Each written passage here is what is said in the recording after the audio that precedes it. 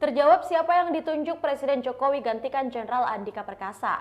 Presiden Joko Widodo dikabarkan menunjuk Kepala Staf Angkatan Laut Kasal Laksmana Yudo Margono menjadi calon Panglima TNI menggantikan Jenderal Andika Perkasa. Kabar ini pun sudah dibenarkan Menteri Sekretaris Negara Pratikno. Olehnya saat ini Laksmana Yudo diminta untuk bersiap menjalani uji kelayakan dan kepatutan di DPR. Meski begitu, penunjukan itu membuat Laksmana Yudo tidak ingin berandai-andai jika dirinya lah nama yang ditunjuk Presiden Joko Widodo untuk menjalani fit and proper test calon Panglima TNI di DPR.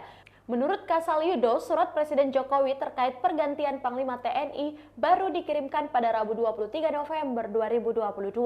Tapi ia tidak mengetahui nama siapa yang tertulis di Supres tersebut untuk menjalani fit and proper test calon Panglima TNI di DPR. Namun Yudo tetap mempersiapkan diri dalam menghadapi uji kelayakan dan kepatutan calon Panglima TNI di DPR. Mantan Panglima Komando Gabungan Wilayah Pertahanan ini juga menegaskan dirinya tidak ingin berspekulasi akan lolos dalam fit and proper test.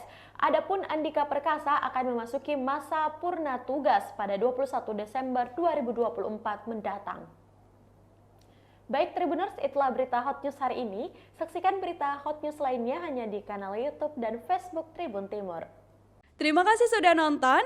Jangan lupa like, subscribe, dan share ya.